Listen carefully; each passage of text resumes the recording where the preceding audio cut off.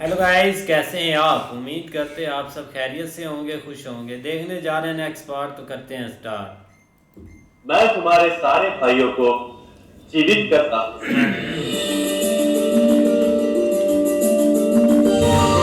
हाँ जी। लो जी।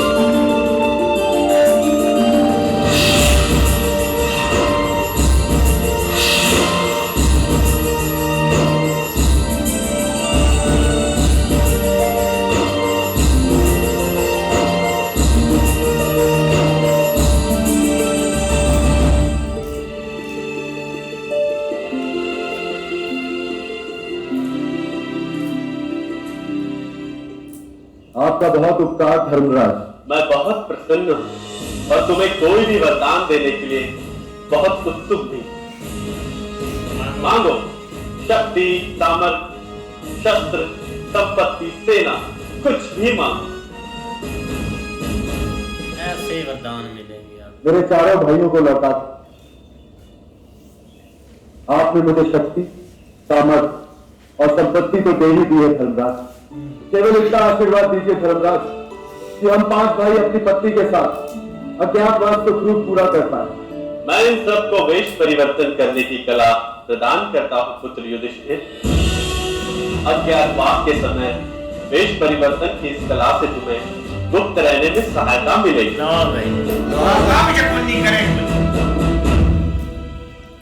अब समय आ गया है पुत्र युधिष्ठिर कि तुम्हारे चारों भाई अपनी अपनी तपस्या पूर्ण करने के लिए चले जाएं। धरती पर धर्म की स्थापना करने के लिए देवता भी उत्सुक होंगे। तुम्हारा कल्याण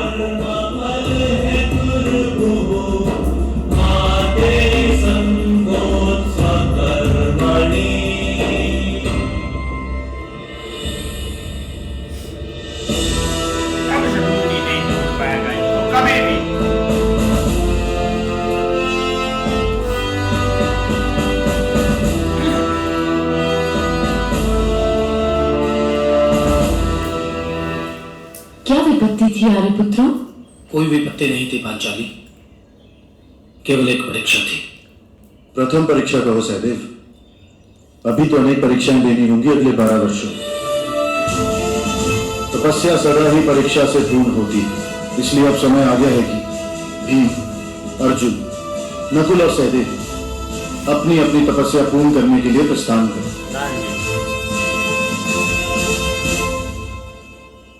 क्या सब यहीं से भिन्न भिन्न मार्ग ले लेंगे आर्य? हाँ पांचाली, देवताओं की आराधना जन्मों तक करनी पड़ती है, तब जाकर वो प्रसन्न होते हैं। हमारे पास तो केवल 12 वर्ष है उन्हें प्रसन्न करने के लिए। यथार्थ कह रहे हैं आप आर्य।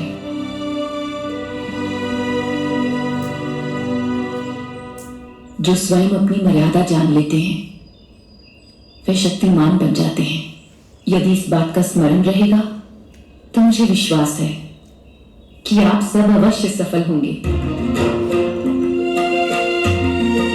आर्यपुत्र अर्जुन, मुझे भय है कि आपकी तपस्या सबसे कठिन होगी, क्योंकि जब महादेव परीक्षा लेते हैं तो वह मनुष्य की संपूर्ण आस्था को झकझोर देते हैं। किंतु हम पांचों का विश्वास आपका बल बनेगा।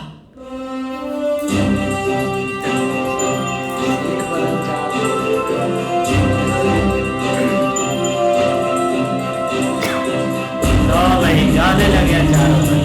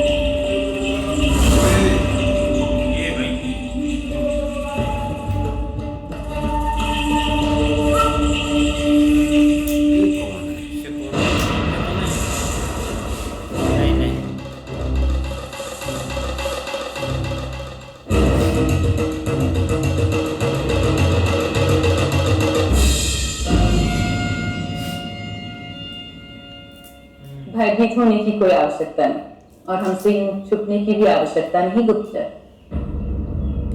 इतने दिनों से हम सब पर दृष्टि रखने के लिए हमारे साथ साथ प्रवास कर रहे थे, इसलिए अब हमारा परिवार ही बन गए। आज के बाद प्रतिदिन तुम्हें भोजन ये ताम से पीछे नहीं करना। नहीं ये मामे सुकूनी के वो हम आपके साथ पालतू जानवर है। सकते। बोला था ना वो पीछे पीछे सूंघते सूंघते पहुंच जाएंगे, पहुंच गए भाई, देख लो।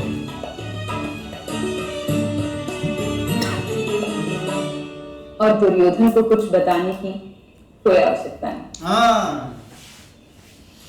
खाना खाओ, पेट पूजा करो। हाँ, उससे इतना अवश्य कह देना कि हम 12 वर्षों तक छुपेंगे नहीं, इसलिए हमारे पीछे गुप्तचर लगाने की कोई आवश्यकता नहीं।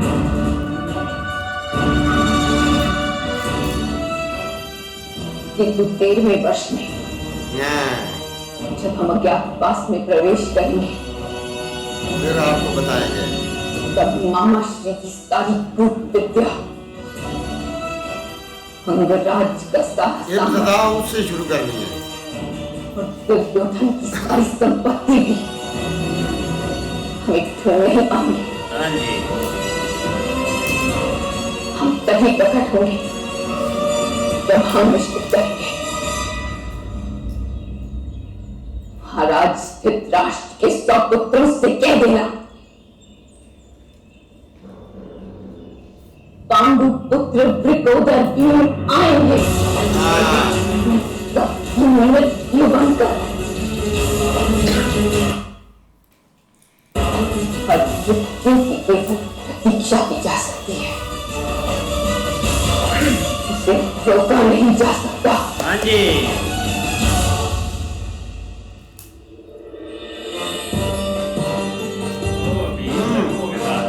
ये भाई तसल्ली से अपनी तपस्या कर रहे हैं। तो लड्डुओं के थाल देखो, पौंगे लगी हुई है भीम की भाई। दोनों तरफ थाल बड़े बड़े, लेकिन खाने नहीं है इसमें। खा तो नहीं सकते।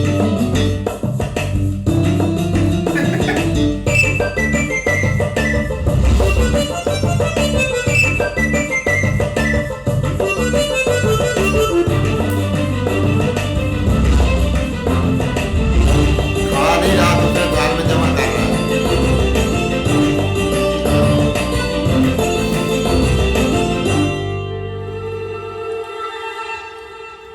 भगवान हनुमान के लिए इतने लड्डू पर्याप्त है, प्रसाद तो चखने के लिए होता है।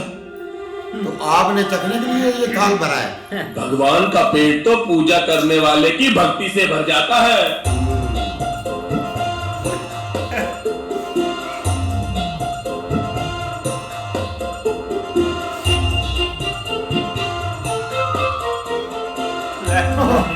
वो भी उठा रहा। भाई आए, उत्तम। 2 और लड्डू अपने लिए रख लेता हूँ। भगवान के लिए सिर्फ 2। ये जोड़ा क्या है नहीं? ये भगवान के साथ नाइंसाफी कर रहे हो भीम। ये भी उठा दे। नहीं, इन्हीं से शुरुआत करें। ओम अंजनी सुत पवन पुत्र तुभ्यम नमः। आवह आवह आवह। ओम अंजनी सुत पवन पुत्र तुभ्यम नमः। आवह आवह आवह। ओम हनुमते मारुते तुभ्यम नमः। आवह आवह आवह। लो भीम आ गए। भीम के साथ काम लेते हैं।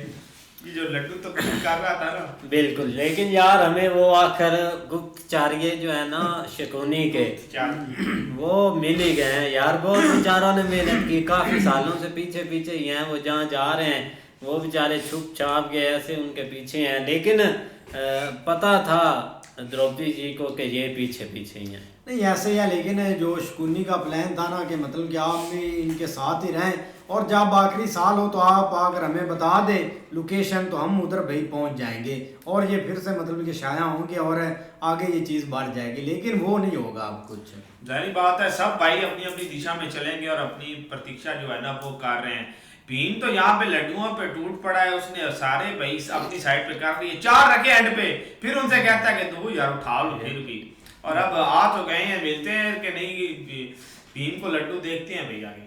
भाई वो बात सही है कि मोहम्मद शकूनी ने वो जो सूंघने वाली मिट्टी थी ना वो इनको दी हुई और ये सूंघ कर इधर पहुँच गए हैं।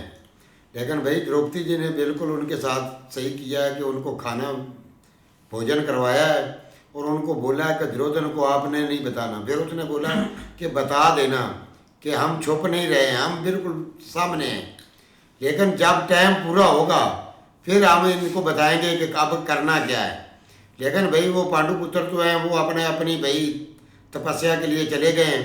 लेकिन भीम भाई इधर जो है ना वो जनाब दगा दे रहा है, खुद थाल इतना भर के बैठा हुआ है और भगवान जी के लिए 2-4 लड्डू रखे हुए हैं और कोशिश उसकी ये भी है कि ये भी ना ये भी मैं अपने थाल में जमा रखूं। तो देखते हैं भाई अब भगवान इनके साथ क्या करते हैं। ये तो खाने के मामले में एकदम फर्स्ट क्लास बंदा है भाई। उसने ये भी तो कहा है ना, प्रसाद जो है ना वो सिर्फ चखने के लिए होता है, पेट भरने के लिए नहीं होता है। तो ये भी चख ले, इसने पेट भरना है। तो इसलिए ना अभी भाई उसका ध्यान तो इधर से हट गया लड्डुओं से, लेकिन जो अब इसके साथ होगा ना वो देखने वाला होगा, इसको एक भी नहीं मिलेगा। लेकिन भाई तपस्या भाई सभी की जो है ना वो कठिन है, लेकिन भाई जो अर्जुन की है ना वो थोड़ी सख्त होनी है, क्योंकि अपना पंचाली ने भी कह दिया कि जितना बड़ा आदमी के पास होता है ना उसकी भाई अपना इम्तिहान भी उतने सख्त होते हैं गए। लेकिन आगे भी अब देखते हैं अभी क्या बनता है। नहीं बिल्कुल ऐसे है, लेकिन भाई एक जो उन्होंने डिसाइड किया था ना उसी हिसाब से वो चल रहे हैं। चारों भाई अलग-अलग हो गए हैं और युधिष्ठिर और पंचाली इकट्ठे ही हैं। लेकिन ये कि अब देखो आगे यहाँ तक भाई परफेक्ट जा रहा है। हाँ जी, देखते हैं नेक्स्ट पार्ट में। तब तक के लिए गुड बाय, टेक केयर।